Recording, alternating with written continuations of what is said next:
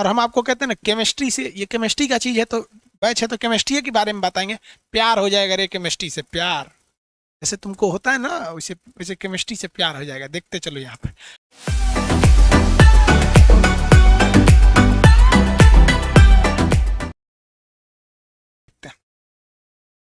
यहां से मेन आपकी केमिस्ट्री शुरू होती है। हिंदी में कहते हैं परमाणु। आपको पता है एक्चुअली में ये सब पूरा शब्द गलत है। शब्द कैसे गलत है, बात समझिए कैसे शब्द गलत है। एटम का मतलब होता है जिसे और तोड़ा नहीं जा सके, जिसे और तोड़ा नहीं जा सके। परमाणु, परम मतलब मैक्सिमम, अणु मतलब छोटका भाग, सबसे छोटका भाग, इसी को कहते हैं परमाणु। तो ये एक्चुअली शब्द गलत है। कैसे देखिए बात, शब्द गलत, इतना शब्द पे मत पकड़िएगा, हम आपको समझने के लिए बता रहे। कोई मान के चलिए हमारा लड़का हुआ, इक्के गो लड़का हुआ, शादी ब्याह के 5 साल बाद तक इक्के गो लड़का रहा, तो 5 साल तक हमारा लड़कवा एकलौता कहलाएगा। लेकिन बाई दी वे हमारा एगो और हो गया, उसको बादो अगर कोई उसको एकलौता कह रहा है तो लोल है, क्योंकि हमारा तो एगो और लड़का हो गया। अभी हुआ नहीं रे, सब बोलता है तो हो गया, इकलौता अब नहीं ना कोई कह सकता है। उसी तरह परमाणु का मतलब होता है सबसे छोटा, लेकिन इसे कई भागों में तोड़ा जा चुका है। कई भागों में क्या किया जा चुका है, तोड़ा गया है। इसको कई पार्ट में तोड़ा जाता है। जैसे देखिए परमाणु ये हो गया, ये नाभिक हो गया, उसका बीच का पार्ट नाभिक है, और ये उसकी कक्षाएं हैं। ये उसकी क्या है, कक्षाएं हैं। इसके बीच में क्या, यहाँ पे क्या रहते हैं सब भाई साहब, इलेक्ट्रॉन रहते हैं सर। क्या रहेंगे सर, इलेक्ट्रॉन। इसके चारों ओर क्या घूमते रहते हैं सर, इलेक्ट्रॉन घूमते रहते हैं सर। ये गोल गोल है सब इलेक्ट्रॉन, और बीच में रहता है सब न्यूट्रॉन और प्रोटॉन, और बाहर में रहते हैं सर इलेक्ट्रॉन। ये पूरा का पूरा हिस्सा जो है ना वो परमाणु कहलाता है। पूरा का पूरा हिस्सा जो है वो परमाणु कहलाता है। लेकिन परमाणु के अंदर 3 चीजें पाए जाते हैं सर। जॉन डाल्टन ने कहा था कि परमाणु को तोड़ा नहीं जा सकता है, लेकिन इसे मुख्य रूप से इलेक्ट्रॉन, प्रोटॉन और न्यूट्रॉन में तोड़ा गया। इसके अलावे अन्य भागों में भी तोड़ा गया, इसके अलावे अन्य भागों में भी तोड़ा गया। लेकिन ये तीनों जो हैं इन्हें हम लोग कहते हैं मूल कण। मूल कण, मूल कण। हालांकि फंडामेंटल पार्टिकल्स होते हैं सब, ये मूल कण होते हैं। तो आप बताइए बाबू, परमाणु ये थोड़ी है, ये परमाणु का नाभिक न्यूक्लियस है। ये परमाणु का क्या है, न्यूक्लियस है। और ये पूरा का पूरा परमाणु है। पूरा का पूरा क्या है, परमाणु है। अब आप एक बात बताएंगे, न्यूक्लियस जो होता है, न्यूक्लियस, न्यूक्लियस के अंदर पाया जाता है न्यूट्रॉन और प्रोटॉन। तो न्यूक्लियस, न्यूक्लियस में क्या पाया जाएगा, न्यूट्रॉन प्लस प्रोटॉन। इस न्यूट्रॉन प्लस प्रोटॉन को हम लोग कहते हैं न्यूक्लियन। न्यूक्लियन क्या कहा जाएगा भैया, न्यूक्लियन कहा जाता है। क्या कहा जाता है, न्यूक्लियन कहा जाएगा। तो क्वेश्चन कहेगा इनमें से कौन न्यूक्लियन में शामिल नहीं है। तो भैया न्यूक्लियन का मतलब होता है न्यूक्लियस, जो जो इसमें शामिल रहता है उन्हें कहा जाता है न्यूक्लियन कहा जाता है। तो न्यूट्रॉन प्रोटॉन न्यूक्लियन में आते हैं। और इलेक्ट्रॉन क्या करते हैं, बाहर चक्कर लगाते हैं। इलेक्ट्रॉन बाहर चक्कर लगाते हैं सब, किसी को कोई दिक्कत नहीं है। इलेक्ट्रॉन क्या करेगा, बाहर का बाहर ये चक्कर लगाता है। कहेगा इनमें से कौन सा अस्थाई तत्व है। तो भैया ये तीनों अस्थाई हैं सब, ये हमेशा रहते हैं सब पेड़ उसमें। तीनों के तीनों क्या है, अस्थाई कण है सब। अब आपको एक चीज तो पता है कि परमाणु का साइज बड़ा होता है, परमाणु का साइज बड़ा होता है, और न्यूक्लियस का साइज छोटा होता है। न्यूक्लियस का साइज छोटा होता है, जिसको न्यूक्लियस को हिंदी में क्या कहते हैं भैया, इंग्लिश में कहते हैं केंद्रक। इसे क्या नाभिक कहते हैं, नाभिक, केंद्रक नहीं, नाभिक। तो आप बताइए परमाणु बड़ा होता है, ये तो सबको पता है, परमाणु बड़ा होता है, और जबकि ये नाभिक छोटा होता है। इसमें एक क्वेश्चन ये पूछता है कि परमाणु को हम किस में नापते हैं। तो परमाणु को हम एंगस्ट्रॉम में नापते हैं। किस में नापते हैं, एंगस्ट्रॉम। 10 के पावर -10 को क्या कहते हैं, एंगस्ट्रॉम कहते हैं। 10 के पावर -10 को क्या कहा जाता है, एंगस्ट्रॉम। तो जब भी क्वेश्चन आएगा कहा जाएगा कि परमाणु को किस में नापते हैं, तो एंगस्ट्रॉम में नापते हैं, एंगस्ट्रॉम, एंगस्ट्रॉम में नापा जाएगा। समझ में आ गया कि नहीं गया। 10 के पावर -10 क्या होता है, मीटर होता है। 10 के पावर -10 मीटर। 10 के पावर 10 मीटर को हम क्या कहते हैं, 1 एंगस्ट्रॉम कहते हैं। जबकि अगर आपसे क्वेश्चन पूछेगा कि नाभिक को किस में नापते हैं, यानी न्यूक्लियस को, तो नाभिक तो और छोटा होता है भाई साहब, ये तो और छोटा हो जाएगा। तो नाभिक को जब भी नापा जाएगा तो ये और छोटा होता है, 10 के पावर -15 मीटर होता है। माइनस का मतलब होता है उतना बार टुकड़ा। अगर किसी चीज पर 10 के पावर -2 है तो इसका मतलब -2 का मतलब 100 बार इसका टुकड़ा किया गया है। 10 के पावर -3 है तो -1000 बार टुकड़ा किया गया है। 10 के पावर -4 है तो 10,000 बार टुकड़ा है। 10 के पावर -5 है तो समझ सकते हैं कि 1,00,000 टुकड़ा है। तो 1 मीटर का कितना बार टुकड़ा करना है, 10 के पावर -10। तो भैया ये तो फिर भी बड़ा हो गया, नाभिक तो और छोटा हो जाता है, 10 के पावर -15। 10 के पावर -15 को क्या कहते हैं आप बताइए? 10 के पावर -15 को क्या कहा जाता है? हाँ, फर्मी बोलते हैं। वेरी गुड, फर्मी बोलते हैं। तो फर्मी बहुत छोटा होता है, फर्मी बहुत छोटा होता है, 10 के पावर -15 टुकड़ा होता है, ये -10 टुकड़ा है। तो नाभिक को जब भी नापा जाता है फर्मी में नापा जाता है, जबकि परमाणु को जब भी नापा जाता है एंगस्ट्रॉम में नापा जाता है। परमाणु को किस में नापा जाता है? एंगस्ट्रॉम में नापा जाता है। और नाभिक को किस में नापा जाता है? फर्मी में नापा जाता है। कंफर्म हो गया? किसी को कोई दिक्कत नहीं है? आगे बढ़े। नाभिक की त्रिज्या वगैरह ये क्वेश्चन अक्सर पूछता है, इसलिए ये सब चीज़ों को ध्यान में रखिएगा वरना गड़बड़ हो जाता है। चलिए आगे देखते हैं। आप लोग को कैसे धन्यवाद दे, बहुत बहुत धन्यवाद आप लोग को। यार बताओ, पूरे ऑल ओवर इंडिया में हमको 8वें नंबर पे भेज दिया। खुद यूट्यूबर ने बोला है, क्या लिखा है देख रहे हैं? Rising up up and up. बहुत खुशी होता है यार ट्वीट करके जब बोलता है। और ये हमारे पास स्पेशली नहीं आया है, ये खुद यूट्यूब इंडिया ने वीडियो ट्विटर पे डाल रखा है। आप उसके ऑफिशियल हैंडलिंग पे जाके देख सकते हैं। थैंक यू, लव यू, सब लोग को लव यू। समझ में गया? तो आप लोग ने जो विश्वास दिखाया, जो प्यार दिया, उसके लिए धन्यवाद। और हम आपको कहते हैं ना, केमिस्ट्री से, ये केमिस्ट्री का चीज़ है तो बैच है तो केमिस्ट्री के बारे में बताएंगे। प्यार हो जाएगा रे केमिस्ट्री से, प्यार जैसे तुमको होता है ना, वैसे वैसे केमिस्ट्री से प्यार हो जाएगा। देखते चलो यहाँ पे। चलिए अब बात करते हैं धीरे धीरे केमिस्ट्री की शुरुआत कैसे हुई। डायरेक्ट हम लोग को ना मिल गया कि भैया इलेक्ट्रॉन है, न्यूट्रॉन है, प्रोटॉन है, डायरेक्ट मिल गया। हम लोग ना आपको पढ़ा दिए, डायरेक्ट ऐसे मिला तो था नहीं। इसमें सबसे पहले आया था रदरफोर्ड। कौन आया था? रदरफोर्ड। रदरफोर्ड रदरफोर्ड ने एक प्रयोग किया था जिसका नाम था अल्फा स्कैटरिंग, अल्फा प्रकीर्णन। अल्फा प्रकीर्णन, अल्फा स्कैटरिंग का प्रयोग किया था। और इसमें इसने प्रयोग किया गामा रेज का। किसका? गामा किरण का प्रयोग किया, गामा किरण का प्रयोग किया। और इसने क्या किया, एक सोने की बहुत पतली चादर लिया, सोने की बहुत पतली चादर लिया और यहां से उसने गामा किरण को भेजा। तो देखा कि ज्यादातर गामा किरणें पार होकर चली गई, ज्यादातर गामा किरणें पार होकर चली गई। मतलब जितनी 90% जो थी, 90% इस सोने की, किस चीज का ये था? परमाणु था एयू, सोना का परमाणु। सोना, अरे जो महिला पहनती है सोना का परमाणु, सोना का परमाणु था। सर जी ऑनलाइन पार्टी तो बनती है यार, ऑनलाइन पार्टी देते, देखो केमिस्ट्री में तुमको पार्टी देते हैं, पढ़ो पढ़ो, देखो यहाँ पार्टी आएगा। ये भी पार्टी से कम नहीं, इतना मजा आता है केमिस्ट्री पढ़ने में। देखो तो उसने परमाणु लिया। अब आपको ये लग रहा है ना परमाणु है, यार परमाणु का शकल देख लो हमेशा। जब भी परमाणु परमाणु एटम एटम बोलेंगे ना तो ये शकल आनी चाहिए, खूब ज्यादा लच्छादार रहेगा, बीच में एक नाभिक रहेगा। तो रदरफोर्ड ने क्या किया, उसने देखना चाहा कि परमाणु में क्या है। तो किसी चीज को देखने के लिए अच्छा रास्ता है, पेनिट्रेट कर दीजिए। पेनिट्रेट मतलब छेद के जाइए उसमें।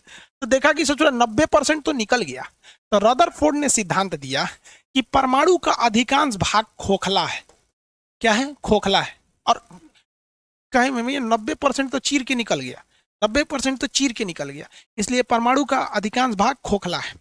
दूसरा उन्होंने क्या देखा, उन्होंने देखा कि जो किरणें बीच से गई जा रही हैं वो भाग जा रही हैं साइड में।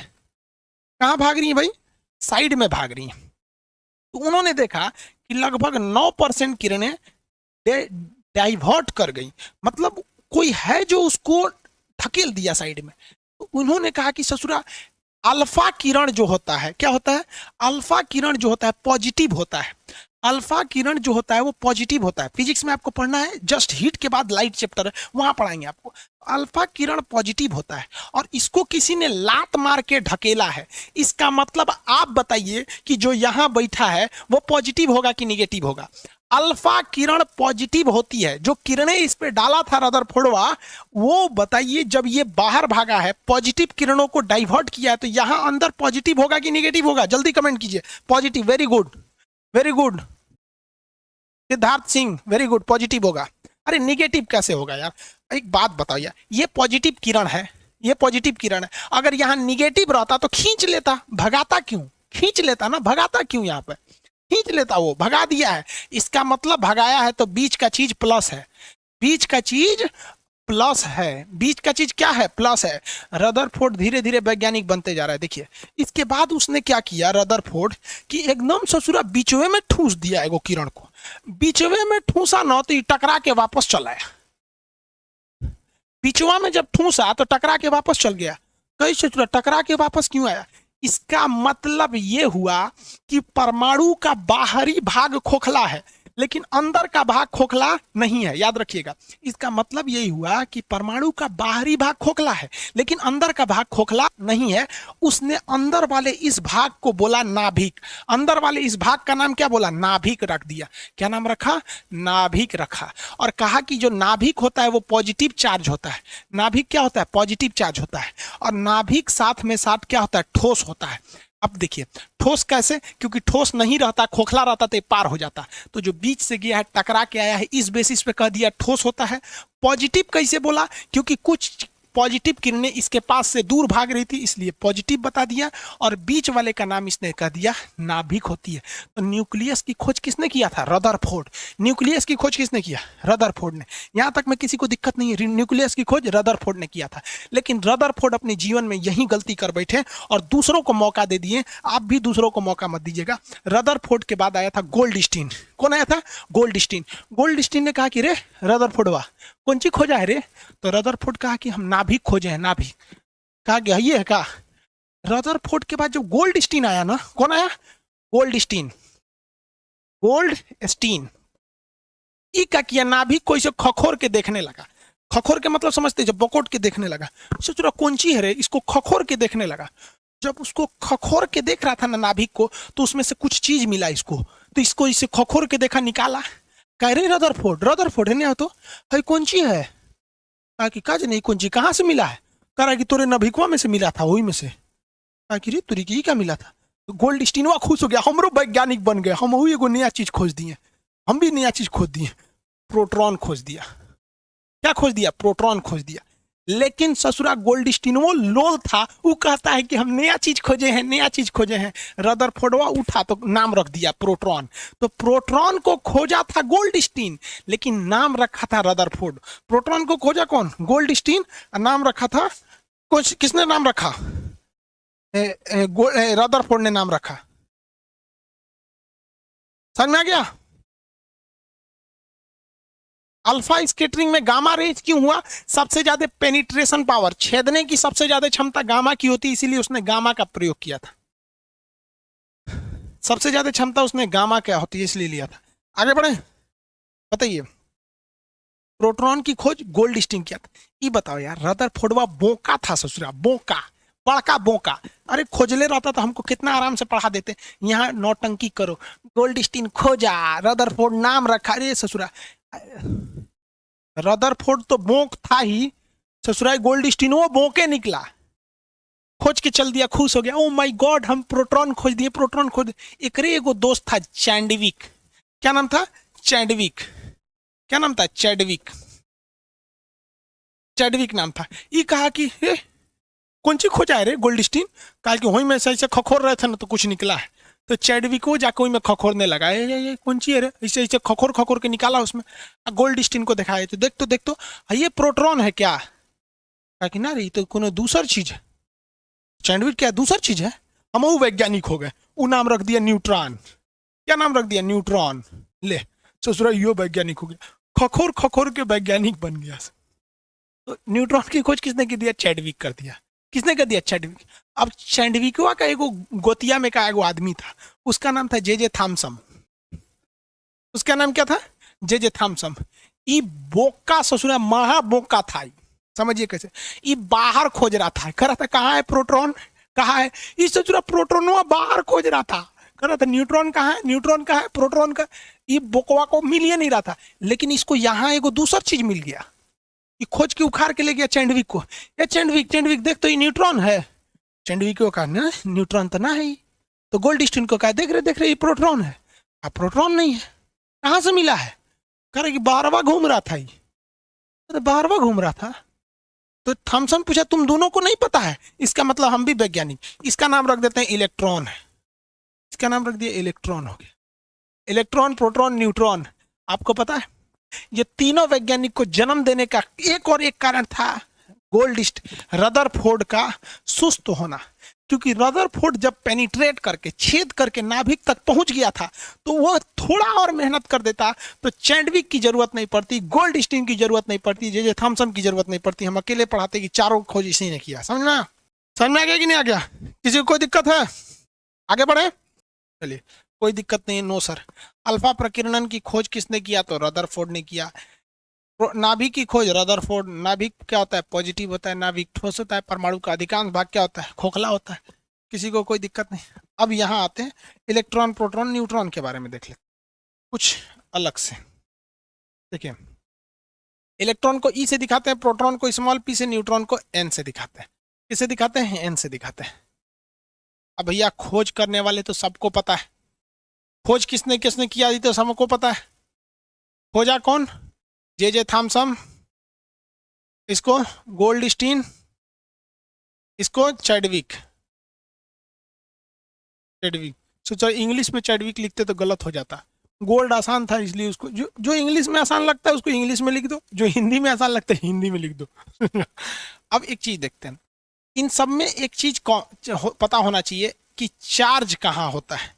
चार्ज यानी आवेश। चार्ज मतलब आवेश। तो इलेक्ट्रॉन पर निगेटिव होता है, प्रोटॉन पर पॉजिटिव होता है, इस पर कोई चार्ज नहीं होता है, नो चार्ज।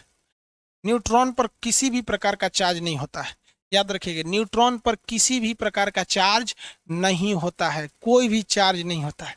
समझ में आ गया? अब इसके बाद पूछेगा मास, द्रव्यमान। तो भैया न्यूट्रॉन ये सबसे हल्का होता है, इसका 1.9.1 इंटू 10⁻31 kg। अब आप बताइए ना, -31 का मतलब बहुत तोड़ दिया है। और इसका होता है 1.6725 इंटू 10⁻27 kg। और न्यूट्रॉन सबसे भारी होता है 1.6748 इंटू 10⁻27। सबसे भारी कौन होगा भैया? न्यूट्रॉन। सबसे हल्का कौन होगा? इलेक्ट्रॉन। एग्जाम में भूल जाएंगे आप, एग्जाम में इस चीज को भूल जाएंगे। याद रखने का तरीका समझिए। कोई आदमी खूब मेहनत कर रहा है, दौड़ रहा है, दिन रात दौड़ रहा है, सवाल पैदा नहीं होता है कि भारी होगा। कभी भारी होगा नहीं। पुरुष मोटा क्यों नहीं होता है? पुरुष इसीलिए मोटा नहीं होता है कि बेचारा पुरुष जो है वो न्यूट्रॉन, देखिए ये नाभिक है।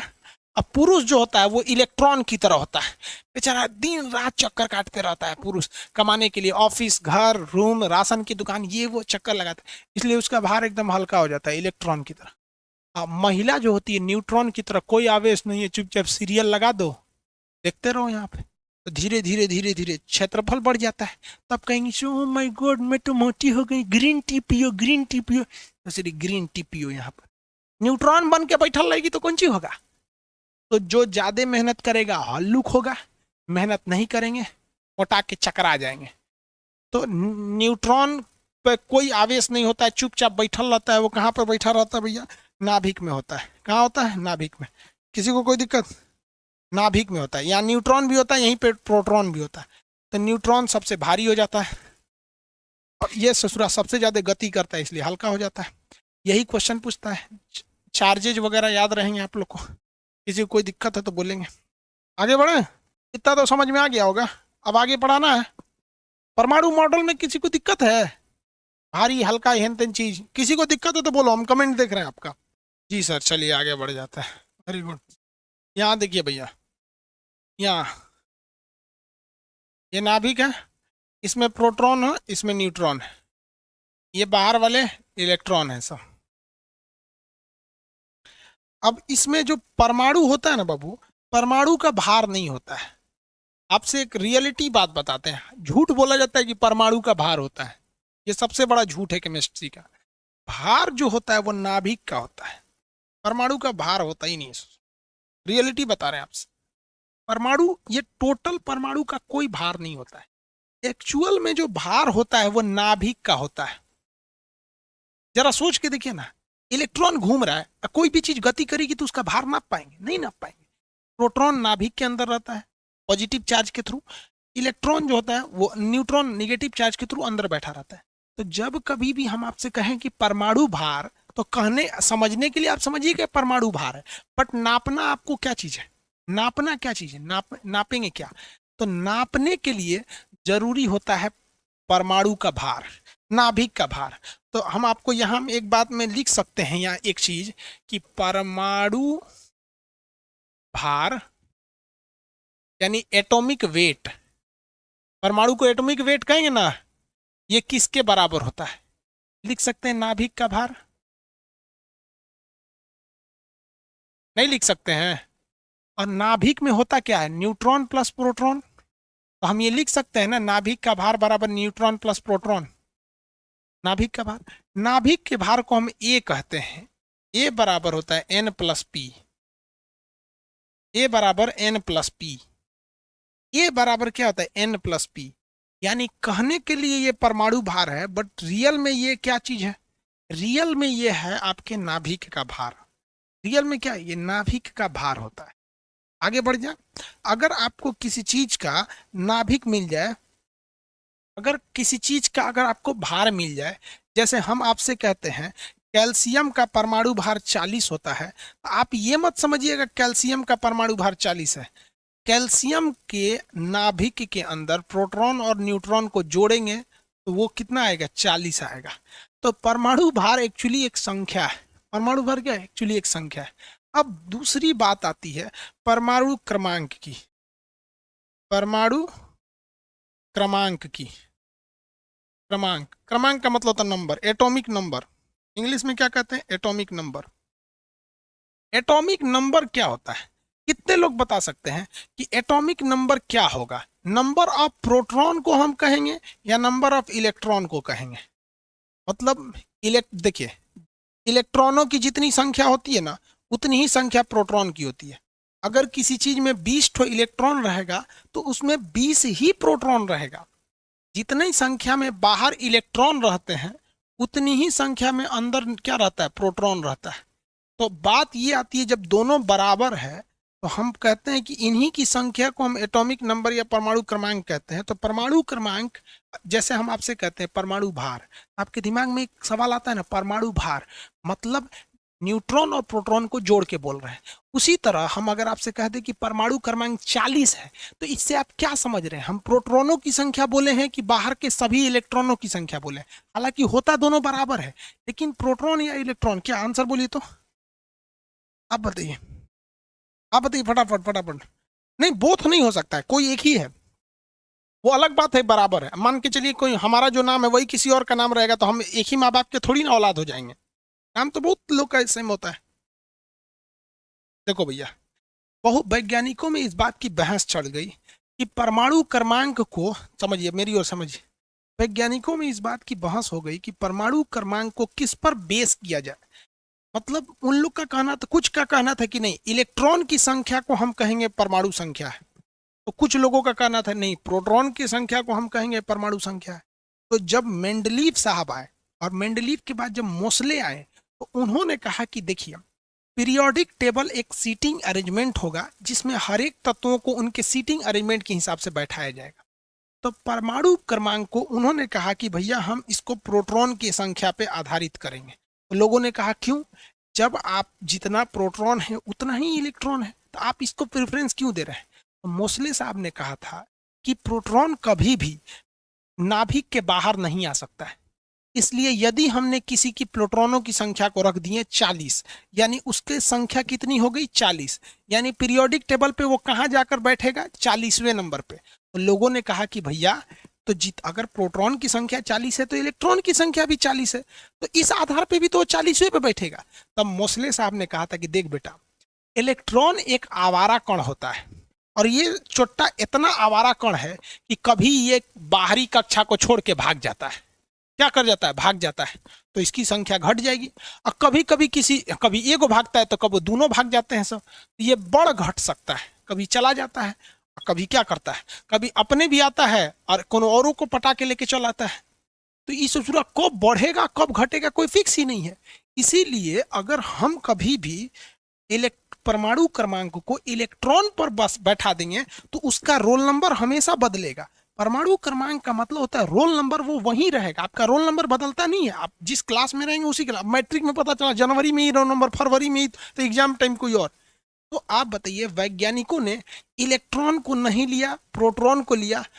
यस, अच्छा किया या नहीं किया? अच्छा किया यार, नहीं अच्छा करता तो पता चलता कंफ्यूजन रहता, हाइड्रोजन कहाँ बैठेगा, कभी दे देगा तो आगे बढ़ जाएगा, पीछे बढ़ जाएगा। इसलिए इन्होंने किस पे बैठा दिया परमाणु क्रमांक को? प्रोटॉनों की संख्या पर बैठा दिया। देखिए, तो प्रोटॉनों की संख्या को हम ए जेड से दिखाते हैं। इसको परमाणु क्रमांक को किससे दिखाते हैं? जेड से दिखाते हैं। जितना जेड रहता है उतना ही प्रोटॉन रहता है, और जितना प्रोटॉन रहता है उतना ही इलेक्ट्रॉन रहता है। तो देखिए, सबसे पहले हमने लिखा है जेड। जेड जो होता है यानी परमाणु क्रमांक, परमाणु क्रमांक इतना फुर्सत है किसी को लिखेगा परमाणु क्रमांक की जगह जेड लिख दीजिए। और जेड किसको दर्शाता है? प्रोटॉन को दर्शाता है। और ये प्रोटॉन इलेक्ट्रॉन को दर्शाता है, लेकिन जेड कभी भी इलेक्ट्रॉन के बराबर हो भी सकता है, नहीं भी हो सकता है। डायरेक्टली आप ये नहीं कहिएगा परमाणु क्रमांक को हम इलेक्ट्रॉन की संख्या मान लेंगे। हाँ, ये कह सकते हैं कि परमाणु क्रमांक प्रोटॉनों के बराबर है और प्रोटॉन इलेक्ट्रॉन के बराबर होते हैं। समझ में आ गया? इसमें किसी को दिक्कत? एक चीज बोलते हैं, आर्गन जो है एक तत्व है, आर्गन ए आर से दिखाते हैं, 1840 होता है, 1840 होता है। इसमें कितने लोग बता सकते हैं इसमें इसका भार जो है वो 18 है या 40 है? आर्गन जो लिखे हैं 1840 वहां पर, उसमें आर्गन जो हम 1840 लिखे हैं वहां उसका भार 18 है या भार 40 है? आप बताएंगे उसमें? भाई 18 भी बोल दिया किसी ने, 40 है यार। इतना तो कमजोर नहीं होना चाहिए यार जो आप 18 बोल रहे हैं। याद रखने का तरीका समझिए, आप कोई भी भारी चीज होती है, भार होता है, तो पैर में बांध के थोड़े चलते हैं। अब मान के चलो यार बैग है, ये देखो ये बैग है मेरा सपोज है, तो इसको पैरवा में बांध के चलेंगे? अरे बैगवा को आदमी ऐसे ही लेके चलेगा? भार हमेशा कहाँ रखता है आदमी? ऊपर रखता है। भार हमेशा ऊपर रखता है। तो ये भार हो गया। क्या हो गया? भार हो गया। किसी को कोई दिक्कत है? और इस ये क्या हो गया? परमाणु क्रमांक हो गया। परमाणु क्रमांक हो गया। इतना में तो किसी को दिक्कत नहीं है, इतना में कोई दिक्कत नहीं ना है। अब एक बात हम आपसे पूछते हैं, देखते हैं कितने लोग केमिस्ट्री को समझ के पढ़ते हैं और कितने लोग ऐसे ही पढ़ते हैं। ये जो बाबू भार है, ये जो भार है 40, ये किस किस को जोड़ के दर्शाया जा रहा है? आप बताइए तो, भार क्या दर्शाता है? परमाणु भार परमाणु के भार को दर्शाता है कि नाभिक को? आपको पता है नाभिक को। यानी इसमें कौन कौन सी संख्या जोड़ी गई है भार निकालने के लिए? भार जो निकाला गया है 40, उसमें क्या क्या जोड़ा गया है? हाँ, प्रोटॉन और न्यूट्रॉन, वेरी गुड। प्रोटॉन और न्यूट्रॉन जोड़ा गया है, प्रोटॉन प्लस न्यूट्रॉन जोड़ा गया है, वेरी गुड। यानी 40 जो बना है प्रोटॉन और न्यूट्रॉन से मिलकर बना है। नीचे वाली संख्या ध्यान से देखना बाबू, नीचे वाली संख्या परमाणु क्रमांक है। नीचे वाली संख्या परमाणु क्रमांक यानी रोल नंबर है। और परमाणु क्रमांक यानी रोल नंबर क्या दर्शाता है? वो इलेक्ट्रॉन को दर्शाता है या प्रोटॉन को दर्शाता है? बस इतना बता दीजिएगा। ये 18 संख्या ये इलेक्ट्रॉन को दर्शा रहा है या प्रोटॉन को दर्शा रहा है? हाँ, प्रोटॉन को दर्शा रहा है, वेरी गुड, प्रोटॉन को दर्शा रहा है। हालांकि ये अलग बात है कि जितना प्रोटॉन रहता है उतना ही इलेक्ट्रॉन रहता है। इलेक्ट्रॉन निकालने का डायरेक्ट में कोई फॉर्मूले नहीं है, ये बस कहा जाता है कि नीचे वाली संख्या प्रोटॉन है और इतना की ही मात्रा में इलेक्ट्रॉन होता है। कितने लोग आप में से ये बता सकते हैं कि आर्गन के पास न्यूट्रॉनों की संख्या कितनी होगी? इस आर्गन के पास न्यूट्रॉन कितने होंगे? कितने लोग बता सकते हैं? समझो यार कितना सिंपल है। प्रोटॉन और न्यूट्रॉन को जोड़े हैं तो 40 आया है, और अकेले प्रोटॉन 18 है, तो पूछेंगे न्यूट्रॉन कितना होता है? न्यूट्रॉन बोलो कितना होगा? 22। अरे यार 22 होगा गधा, इतना नहीं समझ में आता है यार। प्रोटॉन और न्यूट्रॉन इन दोनों को जोड़े हो तो 40 आया है, अब प्रोटॉन की वैल्यू 18 है, प्रोटॉन की वैल्यू 18 है, तो भैया आर्गन इसकी कितनी होगी? 22, तभी ना 18 और 22 करोगे तो 40 आएगा। नहीं आ गया? आ गया कि नहीं आ गया? आ गया, सिंपल है यार। केमिस्ट्री केमिस्ट्री हल्ला करता है, ये लोग समझता नहीं है यार। कोई वो टीचर कहता है सर केमिस्ट्री या पहले हमको शुरू कर लेने दीजिएगा फिर आप कीजिएगा। चलिए आगे बढ़े। यहाँ हम आपसे एक चीज लिख देते हैं, 20 कैल्शियम 40।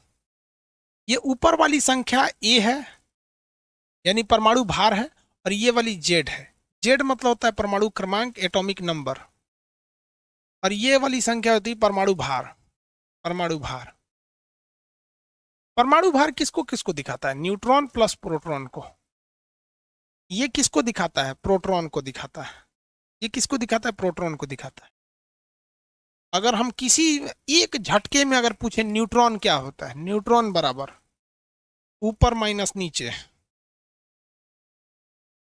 ऊपर माइनस नीचे। हाँ ऐसे नो दिमाग लगाइए, कंसेप्ट समझा दिए, दिमाग लगाना छोड़ दीजिए। प्रोटॉन बराबर क्या होता है? न्यूट्रॉन। देखो अगर हम पूछे न्यूट्रॉन क्या है, न्यूट्रॉन ऊपर माइनस नीचे कितना हो गया? 20। कितना हो गया? 20। कितना हो गया? 20। Very good. और दे,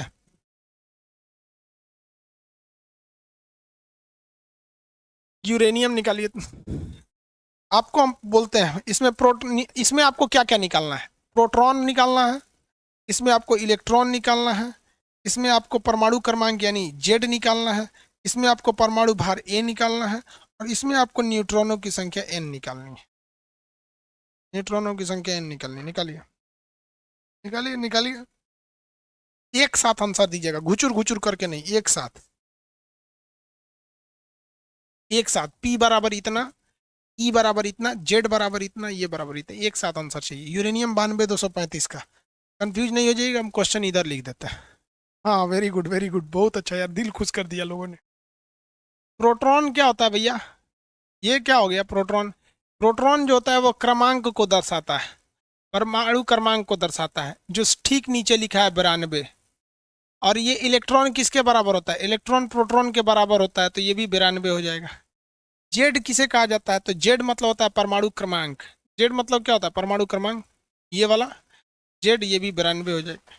ए मतलब क्या होता है? परमाणु भार होता है। ए मतलब क्या होता है? भार, ऊपर रहता है ए। कितना है भैया? 235। 235 235। एन, एन क्या हो गया भैया? एन होता है ऊपर वाली संख्या यानी ए, माइनस नीचे वाली संख्या जेड। एन बराबर A minus Z. A minus Z 235 minus 92, 243, 143, 143। Very good. अरे फिजिक्स केमिस्ट्री समझ में आ रहा है यार। इसमें अगर आपको कोई भी अगर एलिमेंट दे देता है, अब यहाँ बनाने के चक्कर में मत रहिएगा, समझिएगा। कोई भी एलिमेंट देता है तो उसमें कुछ भी नहीं छुपा सकता है वो, केवल और केवल न्यूट्रॉन छुपा सकता है। बाकी तो सब चीज दिख ही रहा है यार। आपको नहीं लग रहा है सब कुछ दिख रहा है? आप बताइए ना, इसका परमाणु भार, परमाणु भार को हम ए से दिखाते हैं, नहीं दिख रहा है? ऊपर में 35 है। और क्या दिखा? परमाणु क्रमांक, परमाणु क्रमांक को किससे दिखाते हैं? जेड से दिखाते हैं, नहीं दिख रहा है? नीचे में 17 है। और परमाणु क्रमांक ही किसकी संख्या होता है? प्रोटॉनों की संख्या होता है, 17 नहीं दिख रहा है? इलेक्ट्रॉनों की संख्या प्रोटॉन की संख्या 17 नहीं दिख रहा है? छुपाएगा क्या यार? छुपाता केवल न्यूट्रॉन है। न्यूट्रॉनों की संख्या बराबर A minus Z. A minus Z, 35 minus 17 कितना हो जाएगा? 18। किसी को कोई दिक्कत है? आज केमिस्ट्री का फर्स्ट क्लास था, इसलिए आज इतना ही रहने देते हैं, कल लंबा क्लास ले लेंगे। दुनिया में सबसे ज्यादा कौन, किसी को कौन मानता है पता है? मम्मी। मम्मी मानती है, माँ। मम्मी को बताया कि मम्मी आज 8 बजे से भी अब रेगुलर क्लास लेना पड़ेगा, तो थोड़ा सा गला में बजा था ना। देखिए मेरी मम्मी ना दूध भेजी, गर्म करके भेजी, बोतल पर बोतल टेढ़ा हो गया। लेकिन आप सब लोग को कहते हैं यार, दुनिया में कितने भी बड़े हो जाओगे ना, माँ बाप के आगे छोटे ही रहोगे। और आप जहाँ हैं ना, वो माँ बाप की बदौलत है। किसी को परवाह नहीं रहता। पापा को बोले पापा केमिस्ट्री की क्लास लेना है, जा रहे हैं, कोई दिक्कत नहीं, जाओ। लेकिन मम्मी दूध भेज दी कि गले में थोड़ा सा प्रॉब्लम है, ठंडी का दिन है, पी के रहो, गला ठीक रहेगा तो क्लास रेगुलर लोगे, नहीं तो फिर बीमार पड़ोगे, दिक्कत हो जाएगा। सबको कहते हैं यार, माँ बाप की इज्जत करना यार बहुत बड़ी चीज़ होते हैं ये लोग। आपकी मम्मी पापा भी बहुत मानते होंगे, हाँ? उनकी चेहरे पे एक बार खुशी ला दीजिएगा, मन लगा के पढ़ाई कीजिए, एकदम रिजल्ट लेके रहना है। कैसे नहीं होगा सचरा रिजल्ट? ठीक है, अब कल क्लास करेंगे, कोई दिक्कत नहीं। केमिस्ट्री समझ में आया या नहीं, ये बताइए।